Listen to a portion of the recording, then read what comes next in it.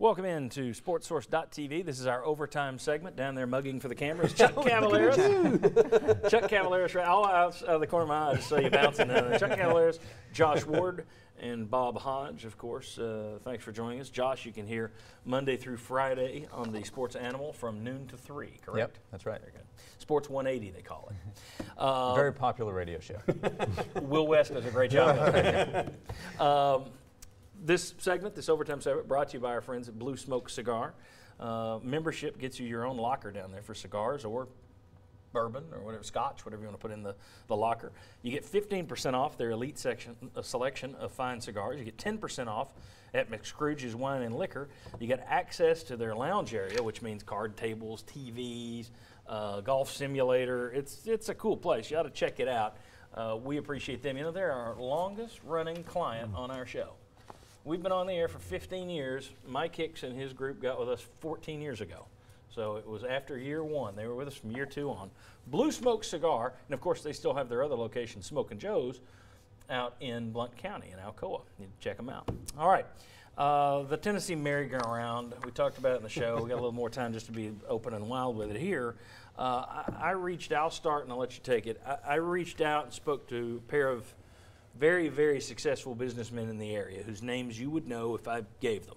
But they were off the record, so I'm not going to give them. But anyway, I asked them for their thoughts on Tennessee, and they said 2 things that I really, really agreed with. One, and this sounds obvious, but they need a strong leader over there. Okay, well, obviously they need good leadership. But their point is this, and it's a little of what we touched on in the show, 27-person board of trustees. Now you're narrowing that down to 12, but you got the board, you got a chancellor, you got a president, you got the legislature that gets involved in all this, you got the donors who are. You don't have one person who just says, hey, shut up. Yeah. I'm doing this. This is what we're doing. We're going. Their view is for good or bad. You need some, and it's viewed that the Haslams are that person, but they don't run the school as much as people think they run. They're donors. They give big money. With big money comes big power. With big power comes big responsibility. But they don't run the school. They don't put up a phone and say, fire this person, put this person over there. That you really need an extremely strong president is what you need.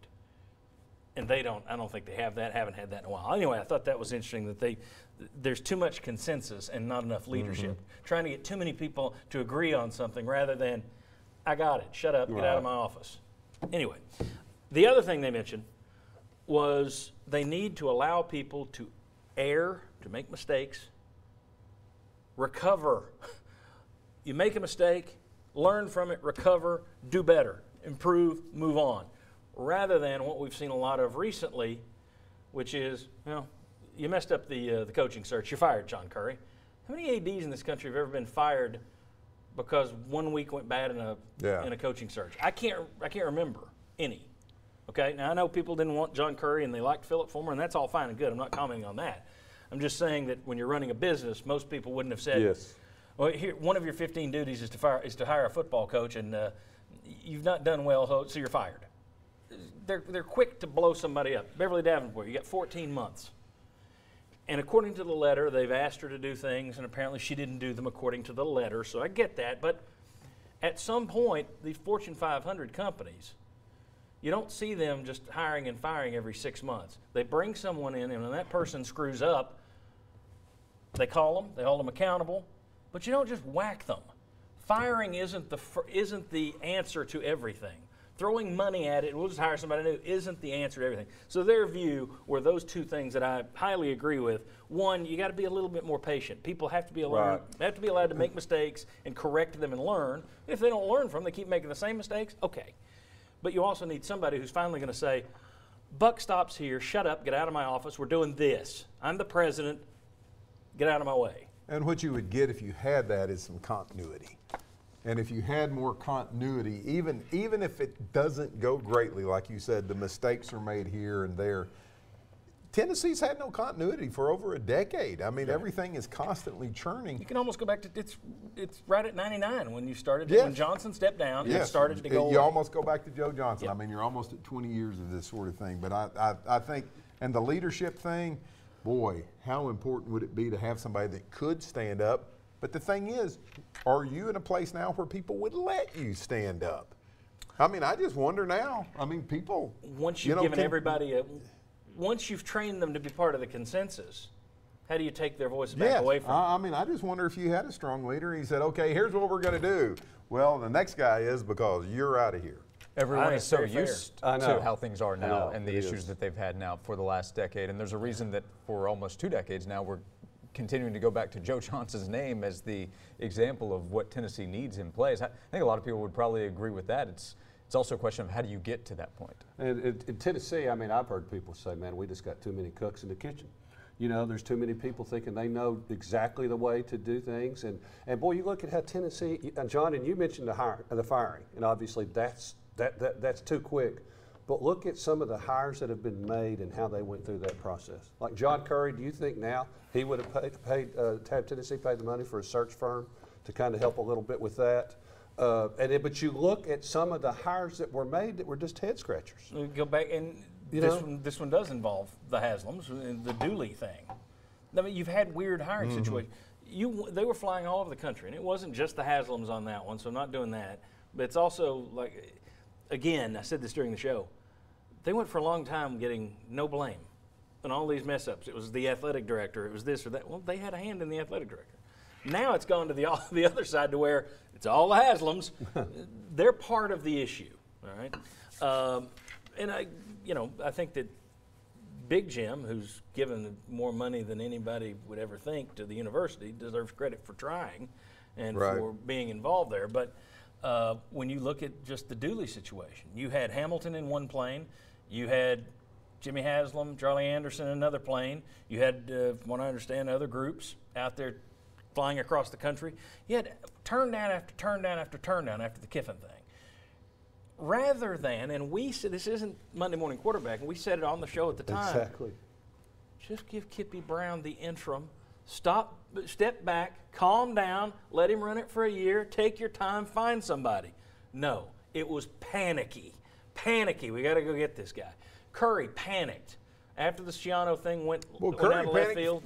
The fans who put pressure on all this stuff and the media, they kind of panicked a little bit. You can't ever mention the fans. I mean, everybody got panicky in that one. I had kind of thought that maybe you had found a cure for a little bit of this when you hired Rick Barnes, because it made so much sense.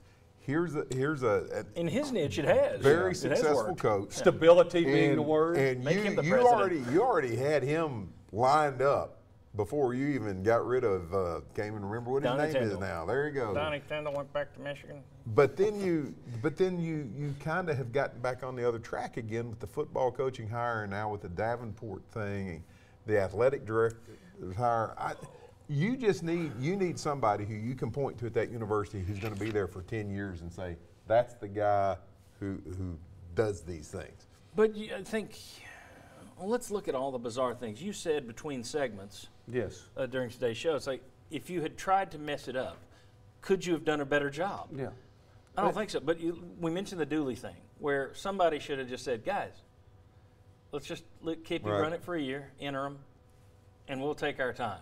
Let's not make a panicked bad decision. Because always people say, time to panic. It's never time to panic. Panic decisions suck. If it was to try and save a recruiting class, which was like the dumbest thing I'd ever heard. Stupid. You're hiring a coach with a losing record from Louisiana Tech. If you get that hire wrong, it's going to set your program back 5 to 10 years. And it did. And it did. Yeah, but here's the thing. That's what Mike Stoll sat here and said, one time, and he was right. So you had that one. This last, the search that led to Pruitt, obviously that was the most effed up search in the history of searches. Right. Drew national attention for just how batshit crazy it was. Then you got the athletic director hire for Curry. And the chancellor thing, because as we mentioned, you were going, which is the chicken or the egg? Do they line? You had different people were trying to line up different guys. I think you had Charlie Anderson and some folks in there with Philip Fulmer saying it's good. Thunder Thornton were there saying Philip Fulmer. And then Davenport walks in, talks to the Haslams and other people, and Peyton Manning, who said, go Curry. Or somebody said that your hire had to have a sitting athletic director at a Power 5 Well, that's college. what she wanted, but also you had Manning and Haslam, supposedly, that wanted Yes. Curry. Then that all kind of blows up. So none of these, again, it gets back to nobody on the same page.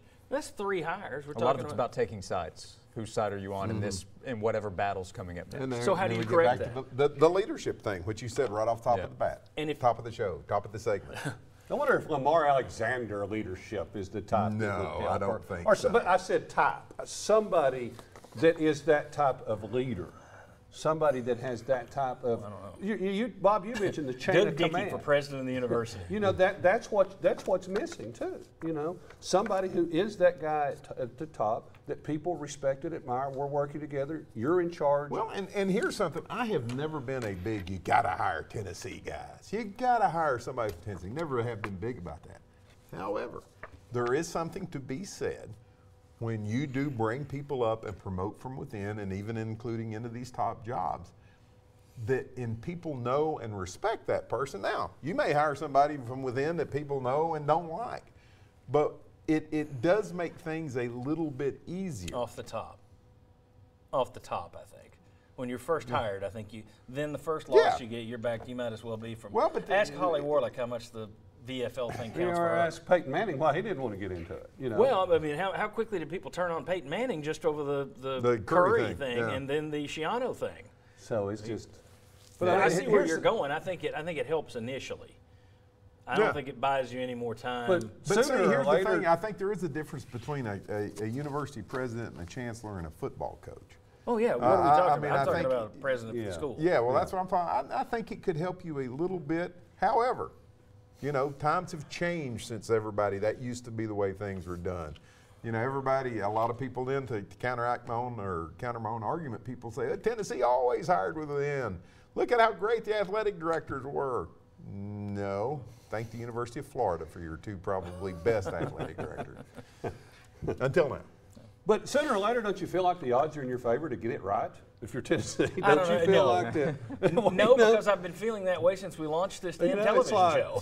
Sooner or 15 later, aren't the years. odds in the Cleveland Browns' favor? Not necessarily. Apparently they have. You're the Getting Cleveland back, Browns. getting back Yeah. to Yeah. the Tennessee Cleveland keeps Browns are staying more ways due. than one. Yeah. Yeah, and Tennessee still due to get something right. That's But what I'm saying, There's though. also the question of what is a Tennessee guy?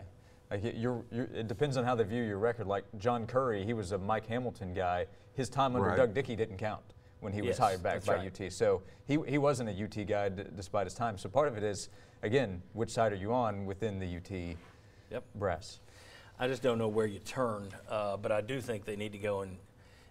I don't think you're going to get it because you made a great point that all these people who are used to having a say, they're not going to change that. They're No, still you gonna don't. People don't like to give stuff up. I'll give you a story. I won't tell you who, but I was told by someone that, and I heard this from 2 different people, that there was a prominent booster who called John Curry during the coaching search and said, I'm just looking for an update. And Curry told this prominent booster, I don't give updates. And the guy said, I don't think you heard me. I just want to know where we are on this search. We buttoned up. He said, yeah, I got it handled. Okay, well, then Curry's gone. Now, that's one boss. And at every football program or every major athletic program, the biggest donors all have a say, some say. The Yes. question is how much say. Correct. I don't think Doug Dickey took a lot of crap from people. I don't And either. an AD's job. You need a president who'll smile and nod and listen to you and then go the other way and do what he wants. And at some point, those people, boosters, donors, board members, whoever, let me change my screensaver there. Thank you, Paul. You need somebody in those positions to say, you know what, we got to back off. Just let him do it. I don't know that you'll ever get there. I think it's a start, though, going from 27 to 12 board members. Oh, I do too. And I also think they desperately need to put sports back under the president. That way you're no longer worried Agreed. about the chancellor. Less room for error would be what I was Yes. trying to do right now. And then there was with Beverly Davenport, I kept hearing her, boy, there's way too much politically correctness. We're afraid of upsetting somebody or hurting somebody's feelings. We want to be nice to everybody. Well, it doesn't work that way. So you got to make tough decisions, and somebody's not going to be happy. And the next person, I think, needs to be the type of person that can do that. Josh, anything to close this out? Yeah, I guess I agree with everything in terms of having a leader at the top and somebody that can do that. Unless I guess you have people that want to get you out if you try to do that. Yeah.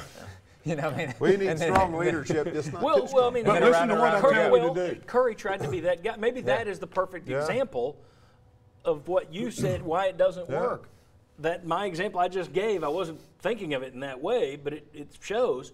Here's an AD who's saying, I got it, get out of my way, and the boosters are pissed off about it because he's saying that to them, that gets back to your point. Can you have a strong leader here when the mob, legislature, and that's partially fans too, because legislature responds to fans, school responds to fans too. The fan base runs around telling everybody that we're the gatekeepers, the caregivers. We control the university. And then if you ever say, well, they're part of this too, you can't blame us. We're not a part of it. You either are or you aren't. Either you're in control and you're making these decisions or you're not. I think there are people that respond to the fans. So you got fans, legislature, you got donors, you got the administration, you got the sports folks. It's a lot of people to get on the same page, and I don't know that you'll ever get it here. You almost need, you might get it if somebody comes in and wins a national title and everybody gets out of his way. And hopefully it would go up. Boy, you're a long way from that happening, John. But even then you'd be hoping that it would trickle up instead of trickle down. Yeah. Like Nick Saban. Don't you think he probably runs the University of Alabama?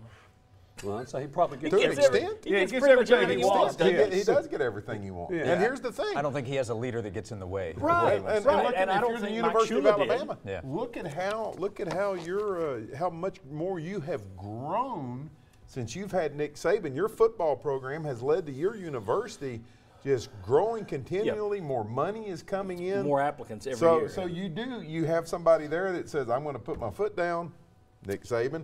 The university says, okay. Why? Because the rising tides lifted every boat. Yeah. And that's why they're all in on getting football fixed. Imagine if Rich Rodriguez had been Alabama's coach. Who knows what the last decade of conversation in Tuscaloosa could have been. So all you need to do is hire Nick Saban, and it'll trickle up from there. All right. We fixed all the We problems. solved that. Done. All right. Thanks, guys. We appreciate you watching each and every week. And we will see you next Sunday, 11 o'clock on WATE 6 or Facebook Live. Thank you very much. See you then.